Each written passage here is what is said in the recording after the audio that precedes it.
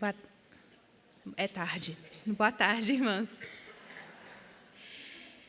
Que bênção a gente estar no final. E que tristeza, né?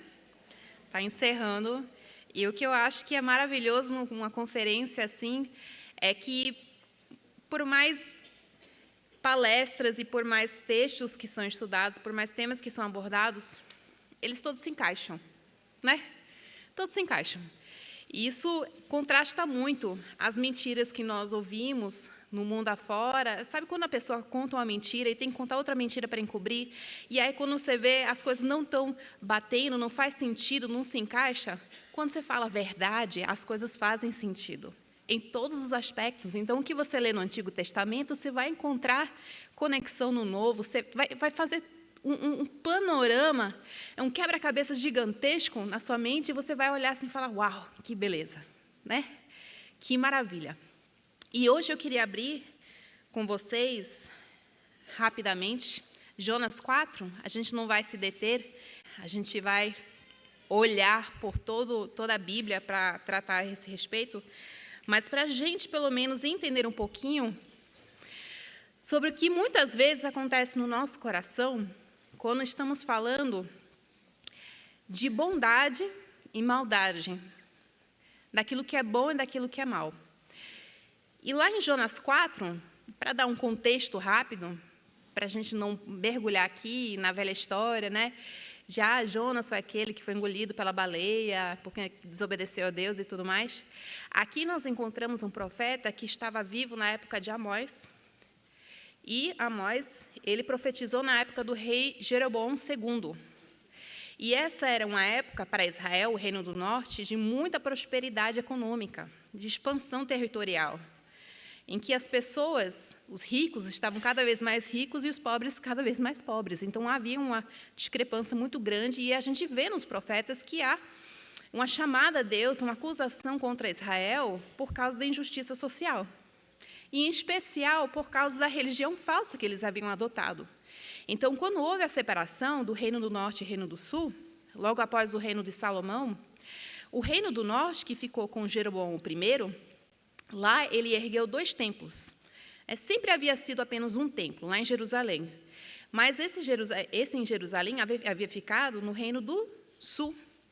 E Jeroboão não queria que o seu povo do Reino do Norte fosse ao Sul. E, portanto, fez o quê? Vocês não precisam ir para o sul para adorar a Deus lá.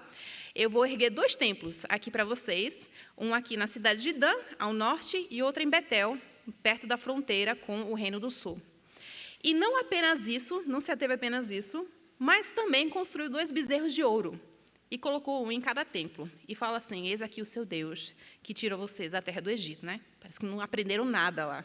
Do Sinai não aprenderam nada, esqueceram de tudo, né? Esses pais não passaram nada para gerações adiante. Então, é nesse contexto que nós encontramos o povo de Israel, um povo que tinha certeza que Deus estava do lado deles, tinha certeza que eles não iam ser julgados como os povos ao seu redor, tinha certeza que Deus estava torcendo por eles e que eles podiam viver a vida como eles bem quisessem. E o olhar para com os outros povos era um olhar de ódio, um olhar de distinção, um olhar de orgulho, porque eles eram especiais, eles tinham sido escolhidos. Eles que eram o povo de Deus. E é nesse contexto, então, que a gente entende o ódio tamanho que Jonas tem pelo povo assírio de Nínive. Porque, em especial, os assírios, eles eram um povo muito cruel.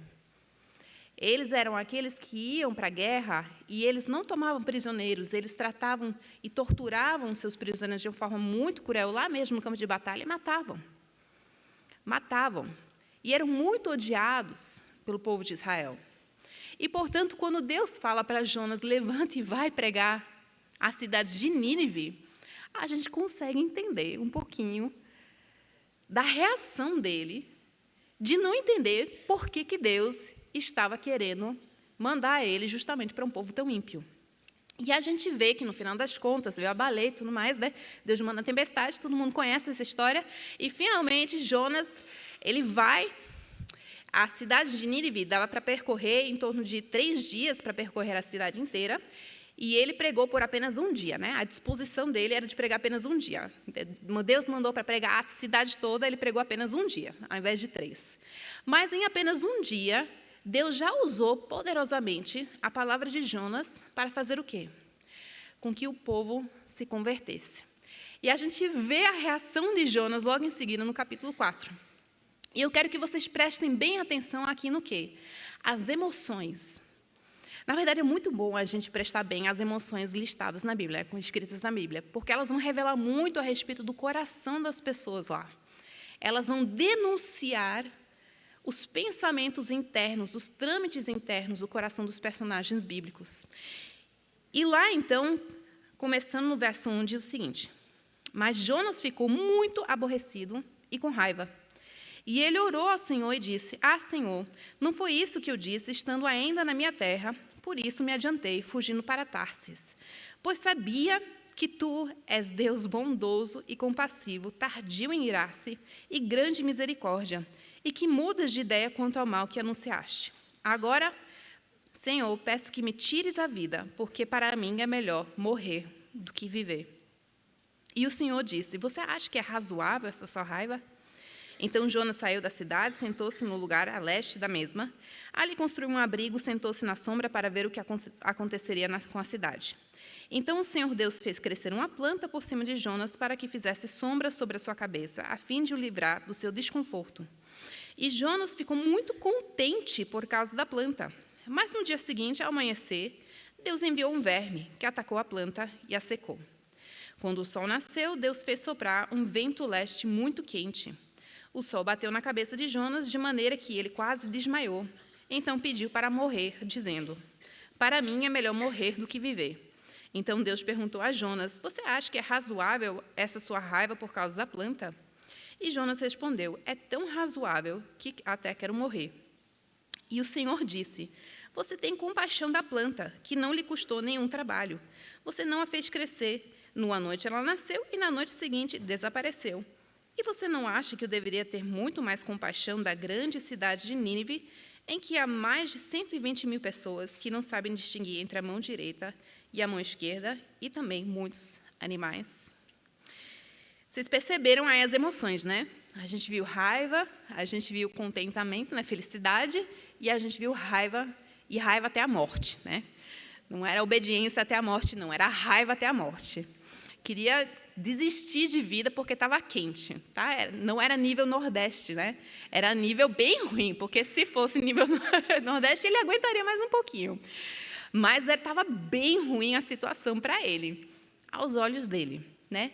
E o que é interessante, e eu acho fascinante aqui, é que ele fala uma coisa que ele sabe, e ele sabe muito bem, porque ele é profeta de Deus.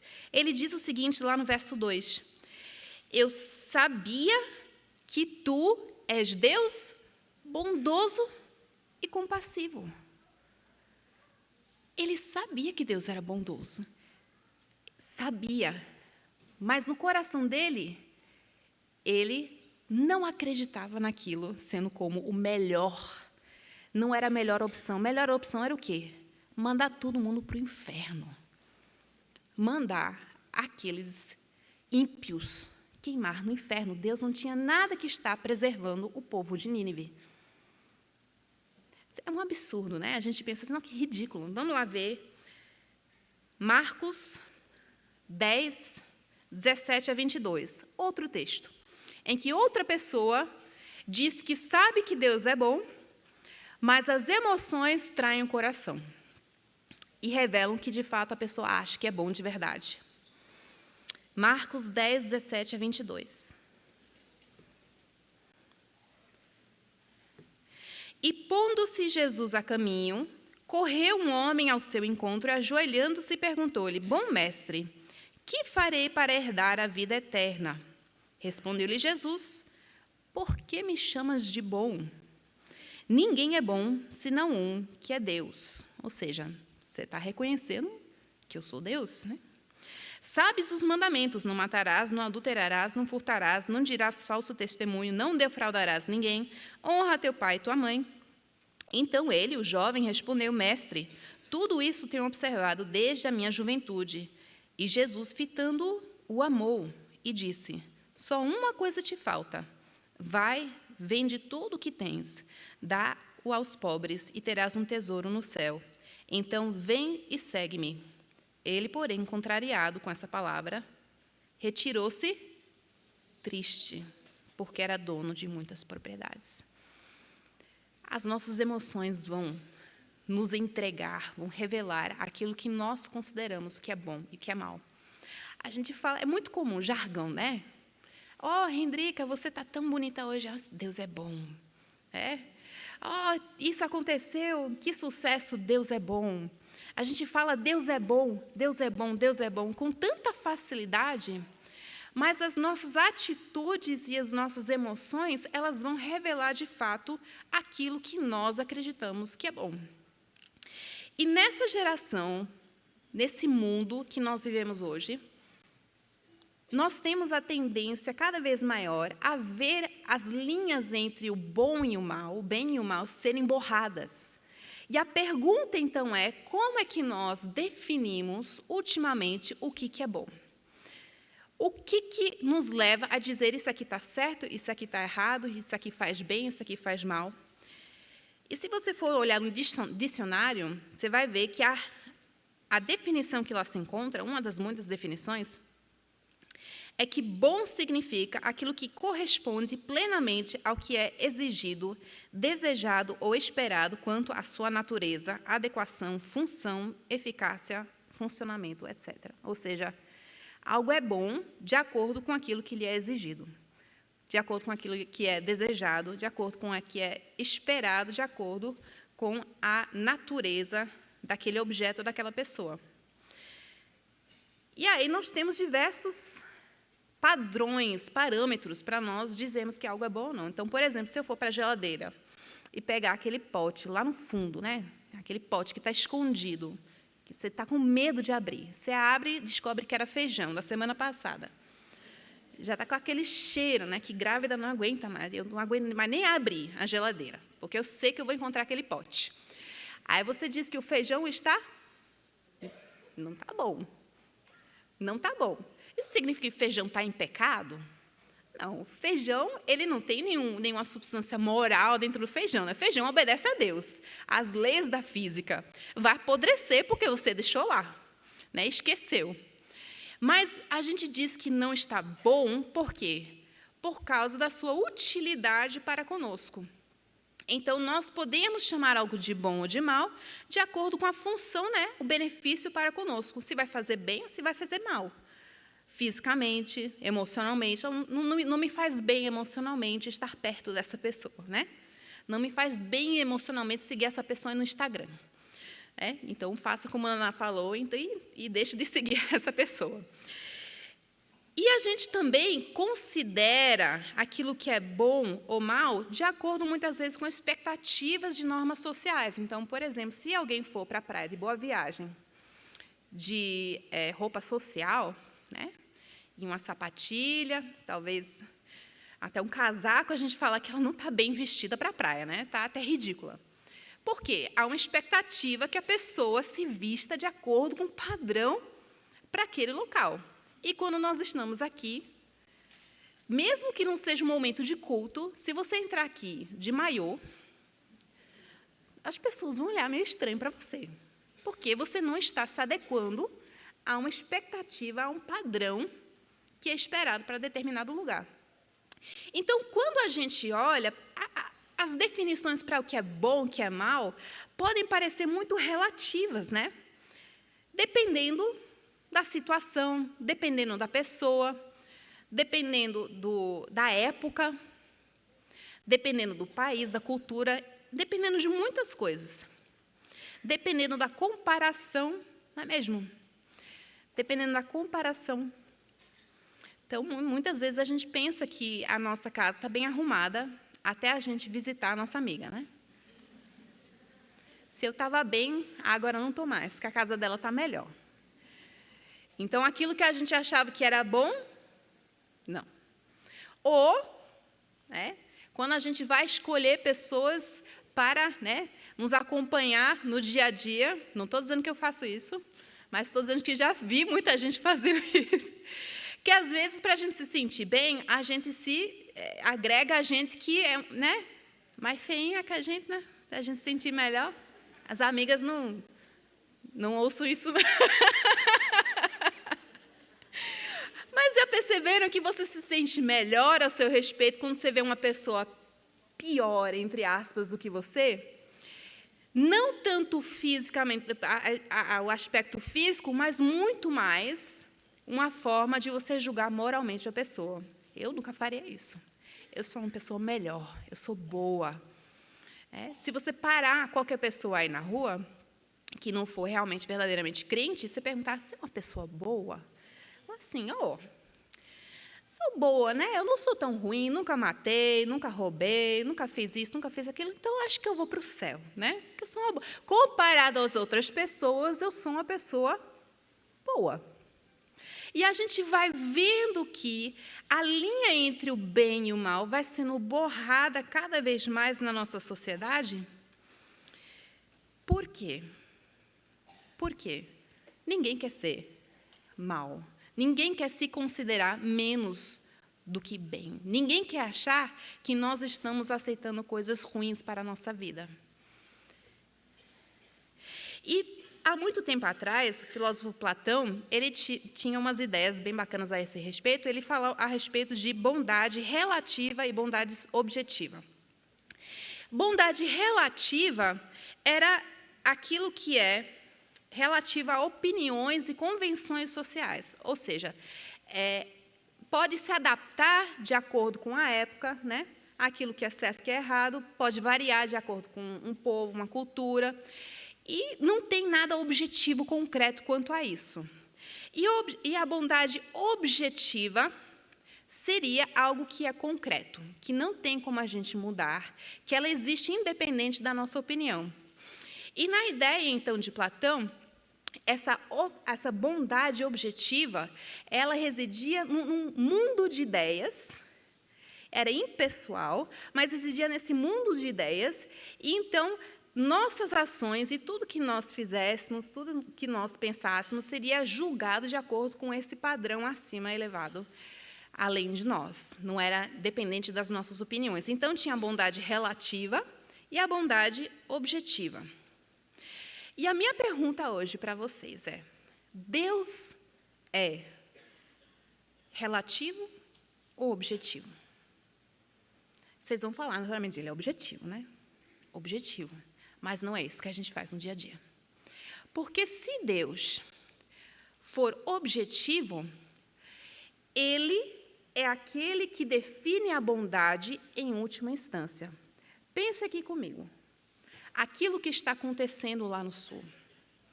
Eu vi vídeos de gente falando sobre livramentos que eles tiveram e dizendo, olha como isso aqui é prova de que Deus é bom. Mas quando você vai ver nos comentários, você vê, e todas aquelas pessoas que morreram, soterradas e afogadas? Isso mostra que Deus não é bom. Isso relativiza a bondade de Deus aos desastres atuais, a nossa opinião a respeito disso. E a pergunta é a seguinte: a bondade de Deus, Deus é bom porque Ele se encaixa num conceito de bondade que eu e você temos.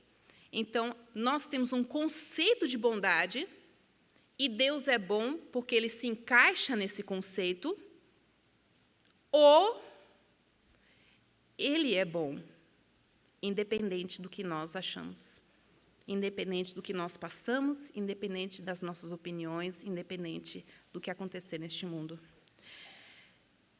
Deus é o bem objetivo, e não apenas objetivo, mas Ele é o bem pessoal. Ele é o bem pessoal, não é uma ideia vaga que está lá no mundo das ideias. Ele é o sumo bem por natureza, em pessoa.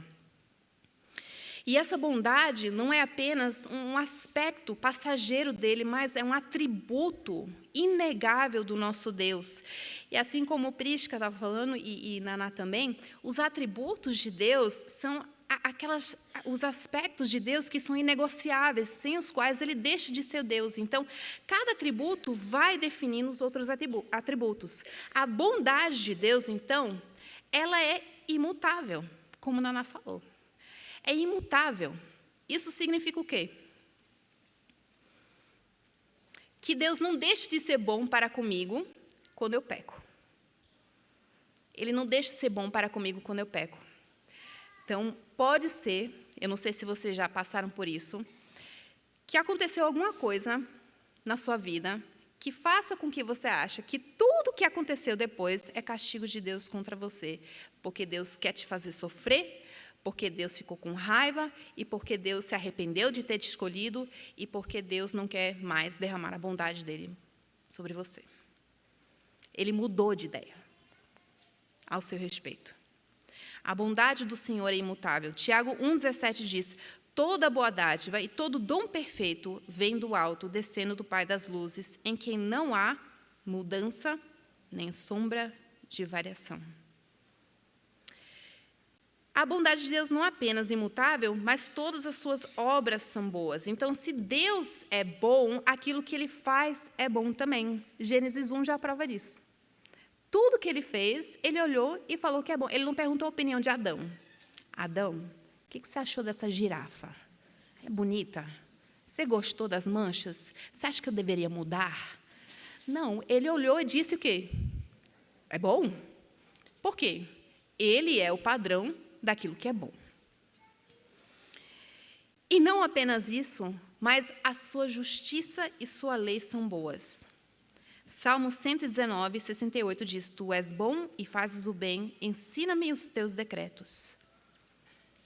E se a gente pegar tudo isso, a gente vai também entender que a soberania de Deus é boa e a bondade de Deus é soberana. Aquilo que nós estamos presenciando no Sul, aquilo que nós presenciamos em todas as partes do mundo, aquilo que nós presenciamos na nossa própria vida. Às vezes nós achamos, se Deus fosse bom, Ele não teria deixado que isso acontecesse. Quando a gente fala isso, irmãs, nós estamos tornando a bondade de Deus relativa aos nossos desejos, aos nossos conceitos de bondade. Romanos 8, 28 diz: sabemos que todas as coisas cooperam para o bem daqueles que amam a Deus, daqueles que foram chamados segundo o seu propósito. Então, queridas, a gente pintou o quadro aqui, né? Deus é bom, independente se você acha que Ele é ou não, independente do que o mundo acha se Ele é ou não. Não importa se chover, se aparecer sol, Deus é bom. E nós tentamos, muitas vezes, reduzir isso à nossa mera opinião. Agora, há um problema nisso. E a gente viu esse problema, esses 3 dias aqui. Qual é o problema da bondade de Deus? O problema da bondade de Deus está em Romanos 3, 10, 12. Não há justo, nenhum sequer. Não há quem entenda, não há quem busque a Deus. Todos se extraviaram, a uns se fizeram inúteis. Não há quem faça o bem, não há um sequer. O problema da bondade de Deus é que Ele é bom e nós não somos. Nós não somos. Porque se a medida da bondade é Deus, não adianta você olhar para a amiga ao seu lado e dizer, não, ela pecou e eu sou melhor do que ela. Não adianta você ficar culpando e dizendo que político é isso, bandido é aquilo, todo bandido tem que morrer, eu sou melhor do que essas pessoas, nunca matei, nunca roubei, nunca fiz nada, porque a medida da bondade não são as outras pessoas, mas é o próprio Deus. E se Ele é bom, irmãs, nós não chegamos nem aos pés da bondade de Deus. Nós fomos criados em imagem e semelhança para sermos boas. Vocês lembram lá em Gênesis que Deus criou homem e mulher e disse que era o quê? Não disse que era bom, não. Muito bom, muito bom. Então, a raiz do problema não foi que Deus criou seres ruins. Porque tudo que Deus faz é bom. A raiz do problema está lá em Gênesis 3:6. Vendo a mulher que a árvore era boa para se comer, agradável aos olhos e árvore desejável para dar entendimento, tomou-lhe do fruto, comeu e deu também ao marido, e comeu. É curioso porque esse comecinho da frase, vendo a mulher que a árvore era boa para se comer, é muito parecida com o comecinho lá do verso 1, do capítulo 1, verso 31, que diz: viu Deus tudo quanto fizera, e eis que era bom. E eis que era muito bom. E aí a mulher faz quase o mesmo. Só que ela olha para aquilo que não era para ela ficar olhando, e ela chama de bom aquilo que Deus tinha falado não. É que o curioso, será que Deus tinha criado uma árvore ruim? Não é possível, né? Porque a árvore estava no jardim do Éden, e Deus viu tudo que havia feito, e viu que era tudo muito bom. Então, a árvore do entendimento do bem e do mal, do conhecimento do bem e do mal, era uma árvore boa. O problema não foi que Eva olhou lá e disse: essa árvore é boa. O problema foi que Eva extrapolou os limites e disse que a árvore era boa para se comer. Era boa para se comer. Tem muita coisa nessa vida, irmãs, que são coisas boas. Casamento, filhos, emprego, um estilo de vida, né, comida. Deus criou tantas coisas boas nessa vida. O problema não é nós olharmos para essas coisas e dizer: isso aqui é bom. O problema é nós olharmos para essas coisas e dizer: isso aqui é bom para mim agora. Deus não me deu, mas eu quero agora. O problema não é nós olharmos e dizer: isso aqui é bom, mas é nós cobiçarmos as coisas dos outros. É nós extrapolarmos o limite que Deus havia colocado. É nós chamarmos de bem o mal e o mal de bem, como diz lá em Isaías 5:20. Ai dos que ao mal chamam de bem e ao bem mal, que fazem das trevas luz e da luz trevas, põem o amargo por doce e o doce por amargo. O momento que nós tentamos buscar definir o que é bom por conta própria, sem Deus, nós nos encontramos em trevas. Irmãs, isso é o relativismo. Relativismo nada mais é do que tentar justificar este mundo, justificar a moralidade sem Deus. Se você for perguntar a um ateu, né, por que não podemos matar? Por que a gente não pode roubar? Sabe por que está na lei? Mas por que está na lei? Né? Porque o que reina hoje em dia é que a gente tem que fazer o que a gente bem quiser. Não é mesmo? Senão é por motivos utilitários, né? O que faz bem para a sociedade.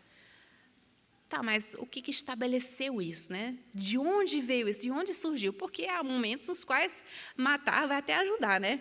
Matar talvez até ajude em algumas situações, nos aspectos mais seculares. Não vai haver uma base. Se um ateu for coerente com sua cosmovisão, ele vai ter que abrir mão da lei. Ele vai ter que abrir mão da lei. Não haverá motivo para ter um compasso moral. Não haverá motivo para ter um compasso moral. E então entra o relativismo. É bom aquilo que for bom para mim. Para você pode ser que não seja. Você pode crer no que você quiser, você pode fazer o que você quiser. Enquanto você não pisar no meu pé, está ótimo. Não vou te julgar, não vou falar nada, está ótimo. É a Eva dentro de nós. É nós olhando para o fruto e nós desejando a autonomia. A autonomia significa justamente a autonomos, autonomia. Então, ter por si mesmo a capacidade de dar nome, de estabelecer as leis e as regras por conta própria. Né? Uma pessoa autônoma é aquela que faz o próprio horário, que manda em si mesma. E a autonomia que Eva, então, estava buscando era justamente essa capacidade dela, por conta própria, dizer o que era bom, sem ter que depender de Deus. E a gente vê muito isso hoje em dia. Né? Lá perto da Escola das Crianças, tem uma ruazinha na lateral, não sei quantos aqui são da Academia Cristã de Boa Viagem. Tem alguém aqui da CBV? Irmãos, então vocês conhecem bem essa ruazinha da lateral, né? Indo para o ninho, pronto. Vocês já sabem o que eu estou falando. A rua é estreita. E lá é proibido estacionar. É proibido estacionar. E já botaram placa lá várias vezes. E toda vez que tinha placa, sumiam os carros. Só que o problema é que logo depois a placa sumia também. E os carros voltavam. Inclusive, não apenas a placa sumia, como o povo pintava por cima da faixa amarela. Pintava por cima. Por quê? Vamos, reina a anarquia aqui. Sou eu que estabeleço a lei, sou eu que digo que é bom, que é mal, e eu que posso dizer, então, se eu posso estacionar aqui ou não. E isso acontece em todos os aspectos da vida. Aborto. Aborto. Vamos mudar o conceito de pessoalidade. A partir de que não pode matar uma pessoa. Então, vamos mudar a definição de pessoa. Até quando é que um feto, aí já muda o termo, não é bebê, é feto. É feto. Muda o nome para não incomodar tanto. Quando é que um feto se torna uma pessoa? A partir do momento que nasce? A partir das 20 semanas? A partir do batimento do coração? Então, os limites vão sendo apagados, as placas vão sendo arrancadas. Por quê? Porque se não há conceito de bem ou mal, se não há Deus, eu posso fazer o que eu bem quiser. Eu posso escolher comer a árvore do bem e do mal. E nós continuamos, então, buscando fugir da culpa e da vergonha que vem com a quebra da lei. A gente quebrou a lei e aí piora, porque a gente vai se justificar. A gente vai encontrar meios para aliviar o peso que já se encontra nas nossas costas. Então, o problema da bondade de Deus é que nós não prestamos. Nós não prestamos. Nem as crianças. Não adianta dizer que a sociedade que vai corromper. Nós já vimos isso na segunda palestra. Quando meus filhos eram menores, a Samantha, ela amava muito, acho que eu já contei essa história, mas vou contar de novo, porque isso sempre me lembra quanto meus filhos e eu somos pecadores. Samantha, ela gosta muito de ficar beliscando, e ela queria comer amendoim. Eu tinha falado para ela, filha, espera um pouquinho para comer o amendoim, depois que a mamãe vai preparar um lanche para você. Tá? Deixa esse amendoinzinho do lado. E o irmão estava lá, ao lado, vendo. Aí eu fui fazer o lanche, de repente eu olhei para ela e vi que, de repente, ela estava com a boca cheia. Feito um hamster. Aí eu perguntei para ela, Samantha, você comeu? Ela... eu falei, filha, eu sinto muito, mas como castigo você vai perder o privilégio de comer, então, o seu lanche. Ela chorou, eu me senti horrível, uma péssima mãe, né? Porque filho consegue manipular a gente desse jeito, né? Aí eu dei o lanche para o João, e João estava olhando para a Samantha, rindo da cara dela. Rindo da cara dela. Era o que Jonas queria, né? O pequeno Jonas. E aí eu percebi que tinha uma coisa errada. Eu perguntei para ele, João, você comeu também amendoim? E ele fechou a cara, baixou a cabeça e falou assim, Samantha me deu e eu comi.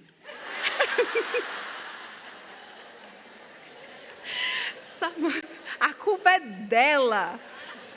A culpa é dela. Porque na cabeça dele... o bem para ele é que ele não tinha sido pego. E ele estava se satisfazendo. O bem não era a lei da mamãe, a justiça que a mamãe tinha estabelecido naquele momento. Ele não estava se compadecendo da irmã dele. O bem para ele era a sua própria barriga. Era a sua própria barriga. Espero que João nunca veja as minhas palestras. Então, a solução não pode vir de nós. Não pode vir de nós, porque nós precisamos de ajuda externa para quebrarmos esse paradigma dentro de nós. O paradigma de que nós podemos definir por nós mesmas aquilo que é bom e aquilo que é mal. E a solução, então, vai vir do próprio problema. Se o problema é a bondade de Deus e a nossa maldade, a solução é o quê? A bondade de Deus. A solução é a bondade de Deus, a despeito de nós. A despeito de nós. E ele vai revelar essa bondade de 3 formas. Vocês não precisam memorizar essas palavrinhas, tá? Mas eu vou falar porque eu anotei aqui, eu acho chique. Benevolência. Deus vai revelar a bondade dele de 3 formas. A primeira é Então, vamos começar por benevolência. A benevolência de Deus, quando nós falamos de benevolência, é o desejo e a disposição de fazer o bem. Então, não é aquela pessoa que te faz um favor, mas, na verdade, ela está querendo uma coisa em troca. Ela está com segundas intenções. Ela, na verdade, quer o teu mal. Não é aquela falsa amiga que te elogia, mas aí volta para as amigas dela e fica falando mal de você. É uma disposição e um desejo e intenções e motivações para o bem para conosco. Deus não apenas faz o bem para nós, mas é a disposição para conosco. 1 Timóteo 2, 3-4 diz o seguinte: isso é bom e agradável perante Deus, nosso Salvador. Ele está falando da atitude, né, que o povo de Deus deveria ter, que deseja que todos os homens sejam salvos e cheguem ao pleno conhecimento da verdade. Deus não deseja, não é uma coisa dentro do coração do Senhor que Ele quer, por maldade, fazer as pessoas sofrerem, porque Ele é mau. E eu tinha isso na minha cabeça por muito tempo, e eu não sei se vocês já passaram por isso, de ter medo de ser crente de verdade e Deus fazer sofrer. Porque eu olhava ao meu redor, eu lia biografias, eu via que crente de verdade sofre. Né? Crente de verdade sofre. E eu pensei, eu estou com medo de obedecer ao Senhor, porque se eu obedecer, Ele vai me fazer sofrer para eu poder crescer. Vai doer para eu poder crescer, mas não quero crescer, não. Eu prefiro ficar onde eu estou sem sofrer, né? A impressão que eu tinha é que Deus era um Deus carrasco, que tinha prazer em esmagar, machucar e nos fazer sofrer por sofrer. Mas essa não é a intenção do Senhor. A intenção do Senhor para conosco, especialmente o seu povo, é para que nós encontremos a Ele, que nós cresçamos. A disposição dEle é para o nosso bem. Então, essa é benevolência. A segunda é beneficência. E a beneficência, né, como os eventos beneficentes, né, são as obras boas que Deus faz em nosso favor. Mateus 7,11. Ora, se vós que sois maus, sabeis dar boas dádivas aos vossos filhos, quanto mais vosso Pai, que estás nos céus, dará boas coisas aos que lhe pedirem? Então, o Senhor não apenas deseja nos fazer o bem, mas Ele nos faz o bem. Nosso problema é que a gente quer mais. A gente não agradece pelo ar que respiramos, pela roupa que nos cobre o corpo, pelo batimento cardíaco que nós temos. Nós não agradecemos, porque nós estamos acostumados a isso. Nós não enxergamos a bondade de Deus nas coisas pequenas. A gente acha, não, isso aqui já é esperado, Senhor. O Senhor não fez nada mais do que sua obrigação. Nada mais. Eu preciso agora mesmo que o Senhor me mande um marido. E tem que ser loiro, de olhos azuis, 1,70, porque eu tenho 1,65, né? Tem que ficar mais alto que eu. Eu tinha esse desejo, né, quando eu tinha 15 anos. Eu morei com um nordestino. Eu casei com um nordestino. E eu ainda queria que Deus não mandasse pastor para mim. Ele mandou seminarista. Melhor, né?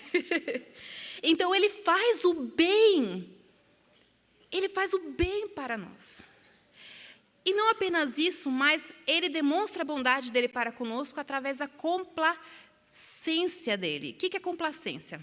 Complacência é o prazer que Deus tem no bem que Ele produz em nós. Ele se deleita nos santos. A Bíblia diz que Ele abomina o mal, Ele abomina a mentira, Ele ama o justo. Ele tem prazer e se agrada no bem. Então, Ele não apenas tem a disposição, não apenas faz o bem, mas Ele se agrada do bem. Agora, olhe para você. Olhe para si mesma. E olhe para Jonas. Será que a gente se agrada com o bem? Ou será que a gente reage como Jonas e fica com raiva quando Deus faz o bem, só que é para com o outro, não é para conosco? Se chama inveja. Inveja. Queridos, o próprio plano da salvação é fruto da bondade de Deus. Efésios 1, nossa, a gente está muito em Efésios, viu? Gente, maravilha, vocês vão sair daqui peritos em Efésios. Efésios 1, 4 a 5 diz: assim como nos escolheu nele, antes da fundação do mundo, para sermos santos e irrepreensíveis perante ele. E em amor nos predestinou para ele, para a adoção de filhos por meio de Jesus Cristo, segundo o beneplácito da sua vontade. O propósito da sua vontade. Em amor, ele nos escolheu. O amor que é demonstração da sua bondade para conosco. E aí a gente vê, tá bom, Deus me escolheu e Ele vai me deixar do jeito que eu estou. A C.S. Lewis ele tem uma frase que eu não sei direito como é que é a frase, que eu li em inglês, então eu vou fazer a paráfrase para vocês em português. Que Deus nos ama ainda pecadores, mas por esse mesmo amor, Ele não nos deixa na situação miserável. Pelo seu amor, Ele nos transforma em seres amáveis. Então, o problema é, Deus é bom e nós não somos. A solução é, Deus, pela sua bondade, vai nos resgatar. E não vai apenas nos resgatar, mas Ele vai fazer aquilo que Prisca falou. Ele vai produzir em nós um espírito que ama as coisas que Ele ama. Quando você compra algo que lhe é muito precioso, ou quando você tem uma roupa que você, vamos pensar, um vestido que sua mãe te deu, uma peça de roupa que sua avó te passou, e aquilo rasga, você joga fora? O que você faz? Manda costurar. Você não olha assim para o vestido e fala assim, te amo do jeito que você é. Você é bom do jeito que é. Não, você quer costurar, você quer melhorar, você quer tornar aquilo amável. E é o que o Senhor faz para conosco. Ele não é apenas bom, mas Ele quer nos tornar bons também, através da santificação. Como, então, devemos reagir à bondade de Deus? Porque muitas vezes as nossas emoções, elas revelam para nós que a gente não acha que Deus é bom o suficiente. Não, Deus é bom, mas o que eu quero é melhor. Tá, casamento é bom, mas ficar com esse menino agora é melhor. É mais prazeroso, né? É um bem momentâneo, mas que eu prefiro isso aqui. Isso aqui é bom, Deus é bom, mas Deus me livrar da minha doença é melhor. Deus melhorar a minha situação financeira é melhor. Se Ele me tirar desse relacionamento difícil, aí que eu vou acreditar que de fato Deus é bom. Se Ele me der um filho saudável, Ele vai ser bom. E quando Ele não dá, qual é a nossa reação? Qual a nossa reação? Tristeza, raiva, a gente dá meia volta e sai. Por quê? Porque a gente diz da boca para fora que Deus é bom, mas o nosso coração, a bondade de Deus está relativa à minha vontade. Que Deus apenas é bom se Ele se encaixar nos meus planos, nos meus propósitos e na minha vontade. Deus só é bom se Ele fizer o que eu quero. Se Ele não fizer o que eu quero, Ele não é bom. Queridas, isso nos coloca no patamar de quê, hein? Quem que a gente é para achar que Deus apenas é bom se Ele fizer o que nós queremos? Isso nos torna o quê? Deusas. Eu não vejo ninguém empoderado aqui, não, viu? Deusas empoderadas, não. Eu vejo mortais, falhas, sofredoras, pecadoras, com os raciocínios limitados por causa das consequências do pecado nesse mundo. E eu entendo, assim como todas vocês, que é muito difícil a gente enfrentar certas situações na vida e crer que Deus é bom. Porque o que nós vemos ao nosso redor, a gente não consegue atribuir a Deus. E aí, por isso que muitas pessoas acabam por fazer o quê? Diminuir outro atributo de Deus, que é o quê? A soberania. Deus é bom. Ele só não conseguiu fazer o que ele queria. Se ele pudesse, ele faria. Se ele pudesse, ele resgataria todo mundo. Ele libertaria todo mundo dos desastres naturais dessa terra. Ele é bom. Ele só é muito fraco. Ele é limitado. E aí a gente reduz Deus a uma imagem na nossa cabeça. Aí já quebramos 2 mandamentos, né? Primeiro, nós nos tornamos deusas. Não terás para ti outros deuses. E segundo, nós criamos em nossa cabeça, em nossa mente, uma imagem de Deus. Não farás para ti imagem de escultura. Tudo isso por quê? Porque a gente não aceita arredar o pé e confiar que aquilo que Deus falou é bom, independente do que nós estamos passando. Como é que nós deveríamos reagir, então, à bondade de Deus? Eu sei que Manu falou que 5 em ponto teremos terminado, já são 5:03. Claramente exibida aí. Então, estamos chegando aqui ao final. Como devemos reagir à bondade de Deus? Queridas, de algumas formas. A forma como a qual Jonas, não sei se Jonas reagiu, mas Isaías reagiu. Quando Isaías viu a santidade de Deus e a bondade de Deus, o que ele fez? Ele se jogou ao chão e entrou em pranto e disse: ai de mim, pois sou um homem de lábios impuros, de um povo de lábios impuros. Ai de mim. A primeira coisa que nós temos que fazer quando nós vemos a bondade de Deus é nos arrependermos da nossa maldade. É arrependermos daquela nossa raiva, arrependermos daquela nossa tristeza injusta. Não estou dizendo aqui que não pode sentir raiva nem tristeza, mas há momentos. Eu acho muito, muito, muito legal a forma com a qual Deus trata a raiva, em todos os momentos que aparece. Lá em Gênesis, quando ele lida com Caim, aqui com Jonas, ele faz uma pergunta. Ele pergunta para Caim: por que você está irado?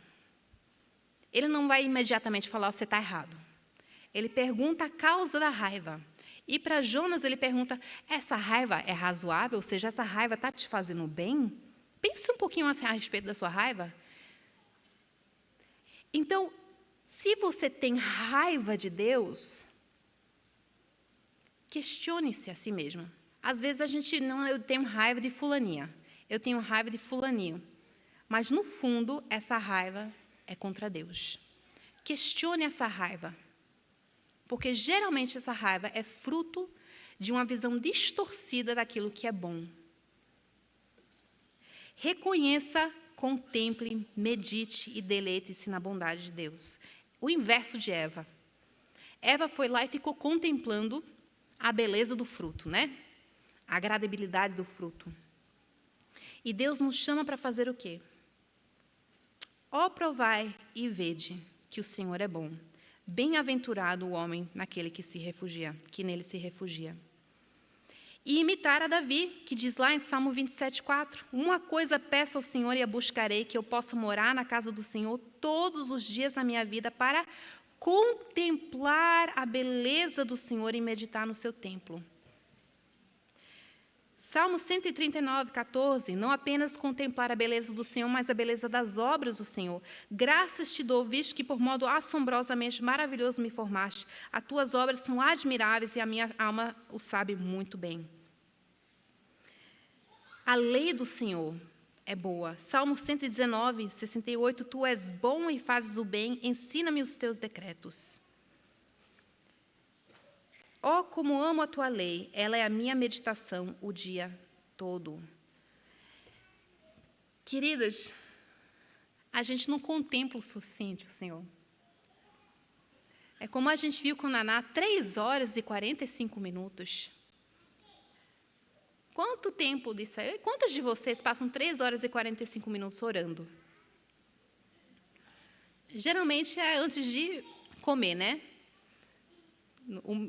Bater o ponto é orar antes de comer. Senhor Deus, muito obrigado por esse dia, por esse alimento, em nome do Senhor Jesus. Amém. Não dá nem 10 segundos essa oração. 3 horas e 45 minutos. O quanto nós conseguiríamos amar e desejar e como isso mudaria a nossa perspectiva do que é bom ou do que é mal. Se nós colocássemos perante os olhos não o fruto, mas o próprio Deus. Se nós colocássemos diante de nós não aquilo que nós achamos que é bom, não naquele casamento que a gente queria, não naquele emprego que nós queríamos, não naquela casa, naquela vida, naquele filho que nós queríamos, mas em Deus. Todo o resto é bônus. Mas Deus, nosso Senhor Jesus Cristo, é a boa porção. Imitar a bondade de Deus. Então, nós vamos nos arrepender da nossa própria maldade, reconhecer e meditar e contemplar na bondade de Deus. E nós não vamos nos ater a isso, mas nós vamos imitar a bondade de Deus. Em tudo dá-te como exemplo de boas obras. Na doutrina mostra integridade, reverência, linguagem sadia e irrepreensível, para que o adversário seja envergonhado, não tendo indignidade nenhuma que dizer ao nosso respeito. Tito 2, 7 a 8. 3 João 1,11, amado, não imites o mal, mas o bem. Quem faz o bem é de Deus, quem faz o mal não tem à vista a Deus. Proclamar e ensinar a bondade de Deus. É muito fácil. Hoje em dia, nós temos vergonha de falar sobre verdades objetivas neste mundo. Nas faculdades, nas universidades, no nosso trabalho, online. Por quê? Porque a norma hoje em dia é que não há como nós dizermos que há um absoluto. E a gente acaba se justificando, e a gente começa assim, ó, eu creio que, na minha fé, na igreja presbiteriana, né, é assim, assim, assado. Como se fosse uma bondade, uma verdade relativa apenas à minha situação e não fosse aplicável à vida da outra pessoa. Mas a palavra de Deus diz que nós precisamos proclamar e ensinar a bondade de Deus.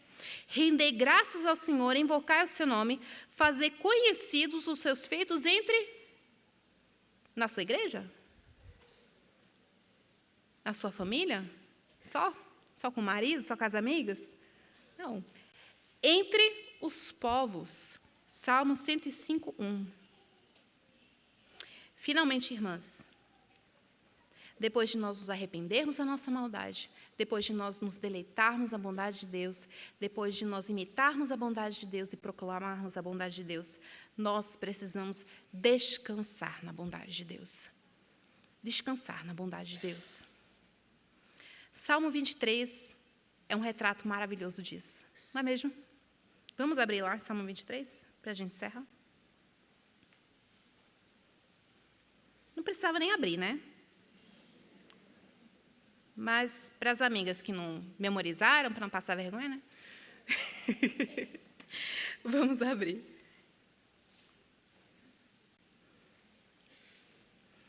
Vamos lá? Vamos ler juntas?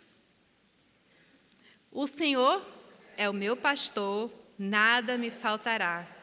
Ele me faz repousar em pastos verdejantes, leva-me para junto das águas de descanso, refrigera minha alma, guia-me pelas veredas da justiça, por amor do seu nome. Ainda que eu ande pelo vale da sombra da morte, não temerei mal nenhum, porque tu estás comigo. O teu bordão e o teu cajado me consolam. Preparas-me uma mesa na presença dos meus adversários. Unges-me a cabeça com óleo. O meu cálice transborda. Bondade e misericórdia certamente me seguirão todos os dias da minha vida, e habitarei na casa do Senhor para todo sempre. Nós podemos descansar na bondade de Deus, independente do que vier pela frente. Se for necessário Ele tirar tudo de nós. Aquele hino Castelo Forte tem uma parte lá que a gente tem medo de cantar, né? Vocês sabem qual é o refrão, qual a frase que eu estou falando?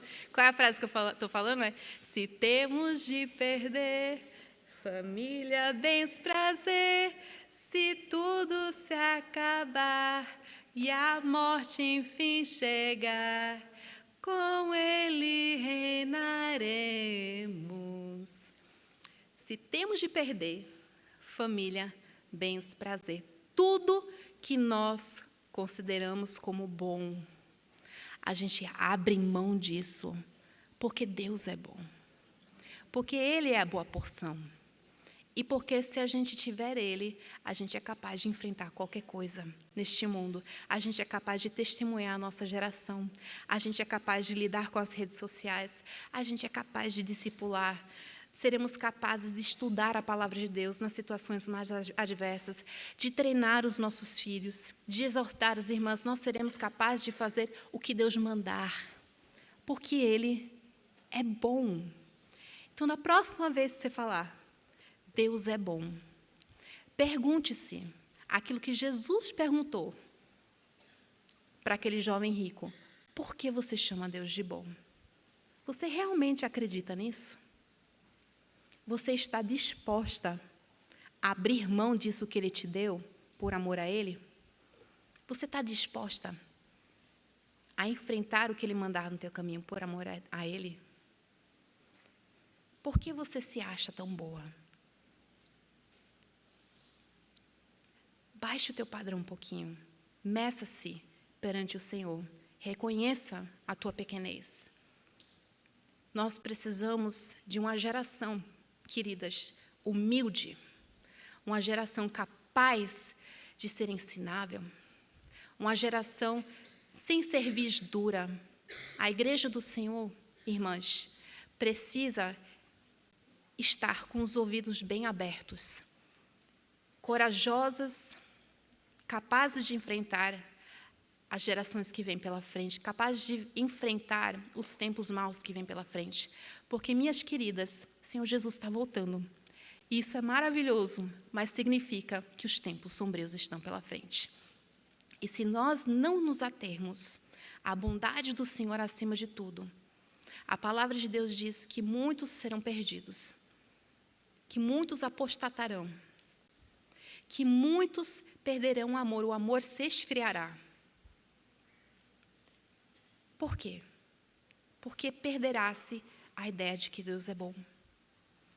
Porque cada um fará conforme a sua vontade. Vamos orar?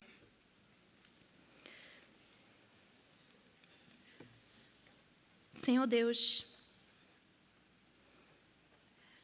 como o Senhor é bom. O Senhor é bom de formas que nós não compreendemos. O Senhor é bom não apenas em aspectos morais, mas o Senhor é o bom, é o bem maior em beleza, prazer e tantas coisas, Senhor, que a gente não consegue nem imaginar. Nós somos tão pequenas, Senhor, nossa mente é tão limitada. Nós somos tão incapazes de entender a eternidade, porque nós somos pequenas, mortais, finitas. E nós precisamos, Senhor, da Tua bondade para nós compreendermos, de fato, quem Tu és. Derrame, por favor, do Teu Espírito, cada vez mais, no coração das irmãs, no meu, para que nós possamos compreender, Senhor, o quão bom o Senhor é para conosco. Em meio às dificuldades que nós estamos enfrentando, eu tenho certeza que cada irmã aqui está sofrendo de alguma forma, quer seja grande, quer seja pequena. Ou já sofreu, ou estará para sofrer algo, Senhor, porque a vida do cristão neste mundo quebrado envolve sofrimento, porque nós não fomos feitos para esse mundo. Portanto, Senhor, nós confiamos que o Senhor usará tudo isso para nos moldar ao Teu caráter, para nos fazer mais parecidas com Jesus Cristo e para nós amarmos o Senhor acima de tudo. Ajude-nos, Senhor, a conformarmos a nossa vontade à Tua, a pararmos de idolatrar os nossos desejos e nossas vontades acima do Senhor. Para pararmos de chamar aquilo que é bom de melhor do que o Senhor. Pararmos de colocar a criatura acima do Criador. Que nós possamos ser uma geração humilde, Senhor. Uma geração que se arrepende. Uma geração sedenta pela palavra do Senhor. Uma geração que treina a próxima geração. Uma geração que honra o seu nome. E que tudo isso, Senhor, seja para o teu agrado, para o teu